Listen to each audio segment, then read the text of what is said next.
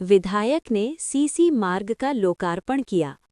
बूढ़नपुर तहसील क्षेत्र के अतरौलिया विकासखंड के दादर गांव में विधान परिषद सदस्य बलराम यादव एवं क्षेत्रीय विधायक डॉक्टर संग्राम यादव द्वारा सीसी मार्ग का लोकार्पण किया गया। दादर में 220 मीटर का सीसी मार्ग विधायक निधि से बनवाया गया। विधायक डॉक्टर संग्राम यादव ने कार्यक्रम को संबोधित करते हुए कहा कि देश व प्रदेश सरकार की सरकार जनता को गुमराह करने का काम कर रही है। ये सरकार हमें धर्म और जाति में बांटने का काम कर रही है। भारत की आत्मा गांव में बसती है। अगर देश को सशक्त बनाना है तो पहले गांव को नगर पंचायत जैसी सुविधा देने की जरूरत है।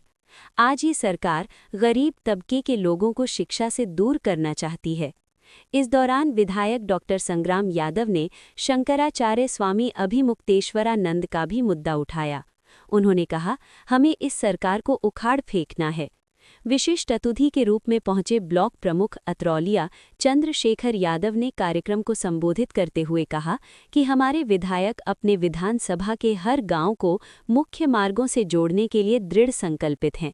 इस कड़ी में हर गांव में सीसी मार्ग का लोकार्पण कर रहे हैं।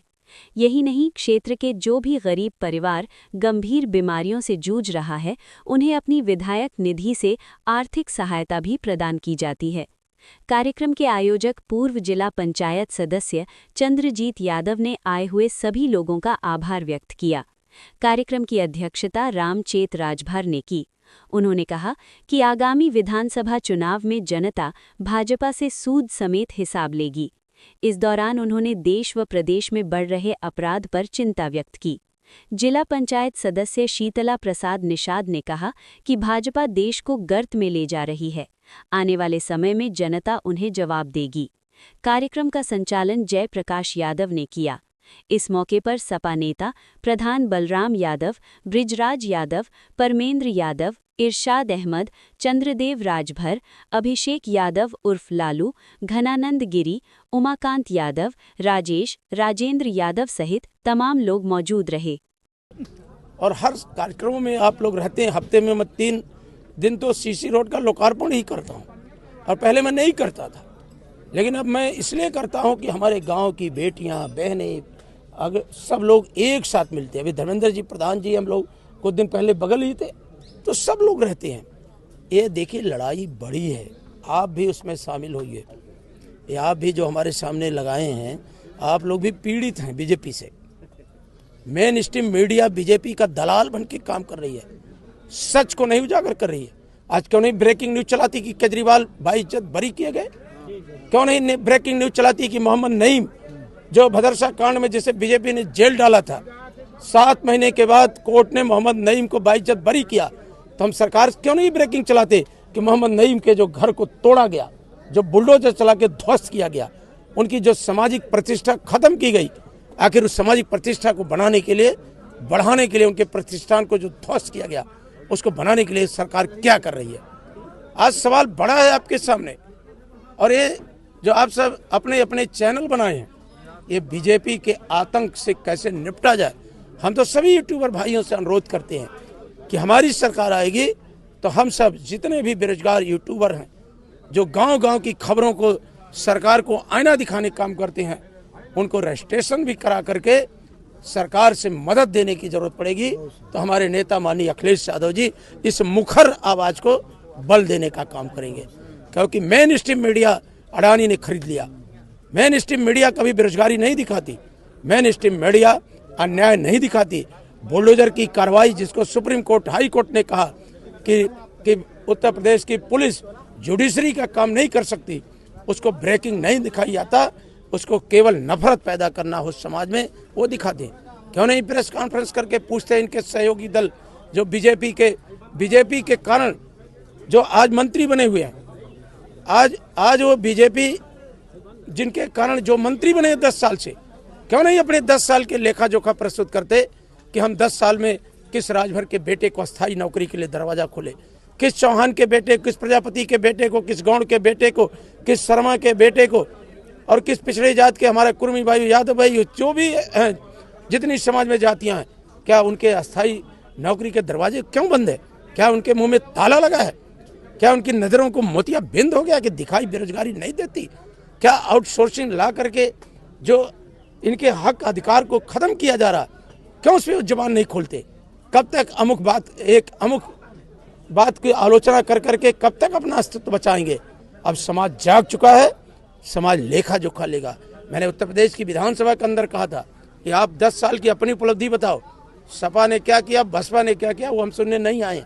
आप 10 साल में आपने समाज को कहाँ ले गया उसको तो बताइए आप। तो उसको ना बता करके ये केवल ऐसी बातें बोलती हैं जो समाज के ताने बाने को कमजोर करती है। मुझे पूरा यकीन है हमारा क्षेत्र तो जागरूक क्षेत्र है। हम तो जहाँ बोल रहे हैं या जहाँ जाते हैं, हमारे क्षेत्र में जात इसकी खेती नहीं हुई है, हमारे क्षेत्र में जमात की खेती हुई। जमात कैसे बढ़े? आपके मंच पे हमारे ठाकुर वर्ग के वो भी थे, ब्राह्मण से थे, चमार वर्ग से थे, प्रजापति थे, गौड़ थे, यादव थे, राजवर थे। कोई समाज का वर्ग नहीं बचा जो इस मंच पर भागीदारी नहीं कर रहा था। नरसिंह भारती अपने गीत प्रस्तुत कर रहे, तो सोचो यही गुलदस्ता है, यही पीडीए है, इसी को कवर करने आप आए हैं, यही असल है। और वो लोग जब बोलते हैं तो समाज दुखी होता है। अगर वो अपनी सोशल हैंडल को ही केवल हैंडल कर लें तो पता चले कि लोग क्या होंगे। मैंने अभी एक हैंडल किया, मैं भी नहीं करता था ज़्यादा, एक सियासत का खेल, मैंने उसको यूट्यूबर्स को हैंडल किया कि मैंने क्या लोगों की प्रतिक्रिया है। मुझे खुशी है कि आपके सेवक के बारे में, अतरौलिया के विधायक के बारे में जिस तरह से प्रदेश और अतरौलिया की जनता की राय है, मैंने कभी जीवन में नहीं सोचा था कि मेरे बारे में जनता की इतनी अच्छी और सही राय होगी। तो उनको अपना चेहरा खुद आईने में देखना चाहिए, आरोप लगाने से पहले खुद झांकना चाहिए और अतरौलिया में इस बात के लेके सोचना चाहिए कि कैसे इतने लंबे दिनों से लोग एक साथ एक पार्टी एक विचारधारा में रह करके अपने परिवार और समाज के लिए काम कर रहे हैं। जो सच बोलेगा वो मारा जाएगा। ये बीजेपी इस तरह से आचरण व्यवहार में काम कर रही है। बीजेपी बुरी तरह से फंस चुकी है, पूंजीपतियों के लिए काम करती है, केवल अमुक जाति का मोहरा बना करके बाकी सबके अधिकारों को खत्म करने का हमेशा षड्यंत्र करती है। ये आप अभी एक चेहरा देखिए, शंकराचार्य हैं, हिंदू और सनातन धर्म में पूज्य शंकराचार्य का पद सबसे बड़ा पद होता है, उस पर किसी को अधिकार नहीं है कि कमेंट किया जाए। लेकिन ये हुकूमत इस कदर तानाशाही के रास्ते पे है कि पूज्य शंकराचार्य जी ने कुछ बातें कही थी कि आज देश में गौ हत्याएं हो रही हैं, इसको रोका जाए। और एक योगी के राज में इतना ज़्यादा गौ माता की हत्या, और इस तरह से प्रतिशोध करेंगे मुख्यमंत्री जी। स्वयं शंकराचार्य जी ने कहा कि मुझे उम्मीद तो थी प्रहार होगा, लेकिन इतना नीचता का प्रहार होगा, इतना नीचता का प्रहार होगा, उसको उन्होंने कभी सोचा भी नहीं था। आज जिस तरह से शंकराचार्य जी की आवाज़ को दबाने के लिए, कुचलने के लिए योगी जी की सरकार और उनके अधिकारी काम कर रहे हैं, मुझे पूरी उम्मीद है कि सबका अहंकार, इनका अहंकार सत्यानाश होगा। और जो युवा है, बेरोजगार है, किसान है, नौजवान है, जो सब लोग मिल के एक साथ रहना चाहते हैं, हिंदू मुसलमान सिख ईसाई अगड़ा पिछड़ा दलित जो मिल के रहते हैं, जिस हिंदुस्तान की कल्पना बाबा साहब डॉक्टर भीमराव अम्बेडकर ने किया था, जिसकी कल्पना राष्ट्रपिता महात्मा गांधी ने किया था, मौलाना अब्दुल गफ्फार खान सीमांत गांधी ने किया था, चंद्रशेखर आजाद भगत सिंह ने किया था, जयप्रकाश लोहिया सदैव मुलायम सिंह यादव मानव काशीराम ने जो हिंदुस्तान का सपना देखा था, उस तरह का सपना हमारे नेता जो पीडीए को एकजुट कर रहे हैं, हमेशा वो बात करते हैं अलग अलग समूहों में आप रहेंगे तो मारे जाएंगे, और मिल करके अगर एक होकर के एकजुट होकर के प्रहार करेंगे तो जालिम का कहीं अता पता नहीं चलेगा। हमें पूरी उम्मीद है कि पीडीए की एकजुटता सामाजिक न्याय के राज की स्थापना भी करेगी माननीय अखिलेश यादव जी के नेतृत्व में।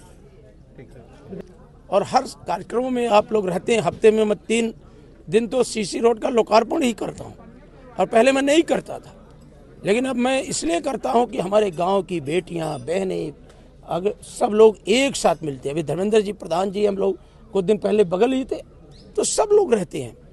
ये देखिए लड़ाई बड़ी है, आप भी उसमें शामिल होइए। ये आप भी जो हमारे सामने लगाए हैं, आप लोग भी पीड़ित हैं बीजेपी से। मेन स्ट्रीम मीडिया बीजेपी का दलाल बन के काम कर रही है, सच को नहीं उजागर कर रही है। आज क्यों नहीं ब्रेकिंग न्यूज चलाती कि केजरीवाल बाइज्जत बरी किए गए? क्यों नहीं ब्रेकिंग न्यूज चलाती कि मोहम्मद नईम जो भदरसा कांड में जिसे बीजेपी ने जेल डाला था, 7 महीने के बाद कोर्ट ने मोहम्मद नईम को बाइज्जत बरी किया, तो हम सरकार क्यों नहीं ब्रेकिंग चलाते कि मोहम्मद नईम के जो घर को तोड़ा गया, जो बुलडोजर चला के ध्वस्त किया गया, उनकी जो सामाजिक प्रतिष्ठा खत्म की गई, आखिर उस सामाजिक प्रतिष्ठा को बनाने के लिए, बढ़ाने के लिए, उनके प्रतिष्ठान को जो ध्वस्त किया गया उसको बनाने के लिए सरकार क्या कर रही है? आज सवाल बड़ा है आपके सामने। और ये जो आप सब अपने अपने चैनल बनाए हैं, ये बीजेपी के आतंक से कैसे निपटा जाए, हम तो सभी यूट्यूबर भाइयों से अनुरोध करते हैं कि हमारी सरकार आएगी तो हम सब जितने भी बेरोजगार यूट्यूबर हैं, जो गांव-गांव की खबरों को सरकार को आईना दिखाने काम करते हैं, उनको रजिस्ट्रेशन भी करा करके सरकार से मदद देने की जरूरत पड़ेगी। तो हमारे नेता माननीय अखिलेश यादव जी इस मुखर आवाज को बल देने का काम करेंगे, क्योंकि मेन स्ट्रीम मीडिया अडानी ने खरीद लिया। मेन स्ट्रीम मीडिया कभी बेरोजगारी नहीं दिखाती, मेन स्ट्रीम मीडिया अन्याय नहीं दिखाती। बुलडोजर की कार्रवाई जिसको सुप्रीम कोर्ट, हाई कोर्ट ने कहा कि उत्तर प्रदेश की पुलिस जुडिशरी का काम नहीं कर सकती, उसको ब्रेकिंग नहीं दिखाई जाता, उसको केवल नफरत पैदा करना हो समाज में, वो दिखा दें।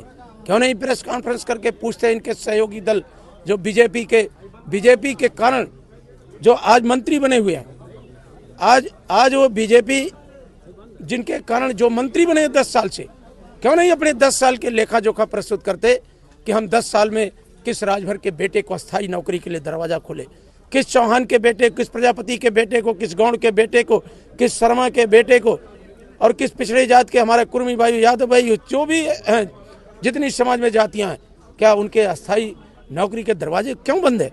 क्या उनके मुंह में ताला लगा है? क्या उनकी नज़रों को मोतिया बिंद हो गया कि दिखाई बेरोजगारी नहीं देती? क्या आउटसोर्सिंग ला करके जो इनके हक अधिकार को खत्म किया जा रहा, क्यों उस पर जबान नहीं खोलते? कब तक अमुक बात की आलोचना कर करके कब तक अपना अस्तित्व बचाएंगे? अब समाज जाग चुका है, समाज लेखा जोखा लेगा।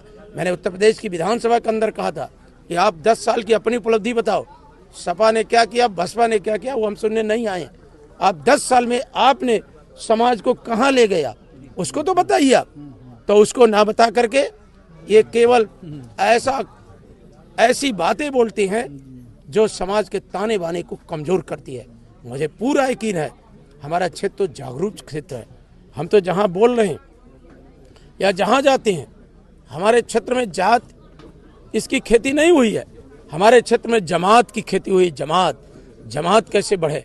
आपके मंच पे हमारे ठाकुर वर्ग के वो भी थे, ब्राह्मण से थे, चमार वर्ग से थे, प्रजापति थे, गौड़ थे, यादव थे, राजवर थे। कोई समाज का वर्ग नहीं बचा जो इस मंच पर भागीदारी नहीं कर रहा था। नरसिंह भारती अपने गीत प्रस्तुत कर रहे, तो सोचो यही गुलदस्ता है, यही पीढ़ी है, इसी को कवर करने आप आए हैं, यही असल है। और वो लोग जब बोलते हैं तो समाज दुखी होता है। अगर वो अपनी सोशल हैंडल को ही केवल हैंडल कर लें तो पता चले कि लोग क्या होंगे। मैंने अभी एक हैंडल किया, मैं भी नहीं करता था ज़्यादा, एक सियासत का खेल, मैंने उसको यूट्यूबर्स को हैंडल किया कि मैंने क्या लोगों की प्रतिक्रिया है। मुझे खुशी है कि आपके सेवक के बारे में, अतरौलिया के विधायक के बारे में जिस तरह से प्रदेश और अतरौलिया की जनता की राय है, मैंने कभी जीवन में नहीं सोचा था कि मेरे बारे में जनता की इतनी अच्छी और सही राय होगी। तो उनको अपना चेहरा खुद आईने में देखना चाहिए, आरोप लगाने से पहले खुद झांकना चाहिए और अतरौलिया में इस बात के लेके सोचना चाहिए कि कैसे इतने लंबे दिनों से लोग एक साथ, एक पार्टी, एक विचारधारा में रह करके अपने परिवार और समाज के लिए काम कर रहे हैं।